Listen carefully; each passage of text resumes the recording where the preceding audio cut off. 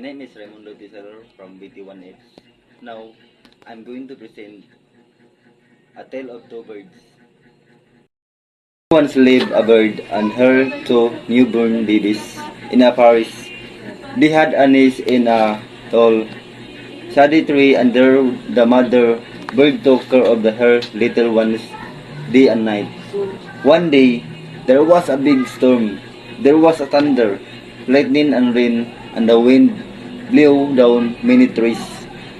The tall trees in which the birds live also came down. A big heavy branch hit the nest, killed the bird. Fortunately for the baby birds, the strong cave where a gang of robbers lived. The other landed outside Arisi ashram a little distance away. They fast and the baby birds became big birds. One day, the king of the country came to the forest to hunt. He saw a deer and rode after it. It ran deep into the forest, followed by the king. Soon the king lost his way and did not know where he was. He rode on for a long time till he came to the other side of the forest.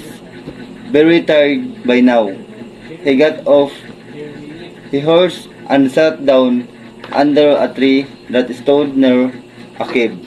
Suddenly, he heard a voice cry out, "Quick, quick, quick, hurry up! There's someone under the tree.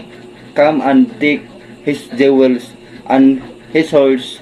Hurry, hurry or else he slipped away." The king was amazed. He looked up and saw a big brown bird on the tree, under which he was sitting. He also heard faint noises issuing from the cave. He quickly got onto his horse and rode away and passed a hay cold. Soon he came to a clearing which looked like a ashram. It was the Rishi ashram. The king tied his horse to a tree and sat down.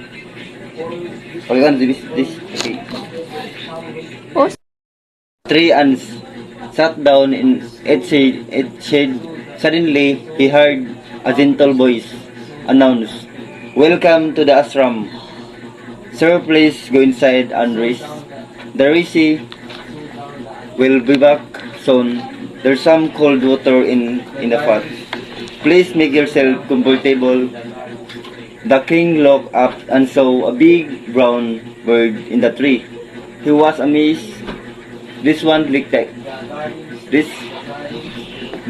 looks like the other birds outside the cave, he said to himself aloud. "You're right, sir," answered the bird. "He is my brother, but he has made friends with robbers. He now talks a little. He does not talk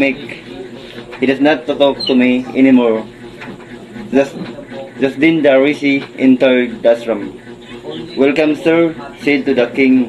"Please come inside and make yourself at home. You look tired. Rest for a while. Then you can share my food." The king told the Rishi the story of the two birds and how each had behaved so differently. Thoughts they look so like that forest is full of surprises, he said. The harley man smiled and said, "After all, one is known by the company one keeps. That bird has always heard the talk of robbers. He imitates them and talks about robbing people. This one has repeated what he has always heard. He welcomes people to the ashram. Now, come inside and rest. I tell you more about this place and the rich bird." Kalis.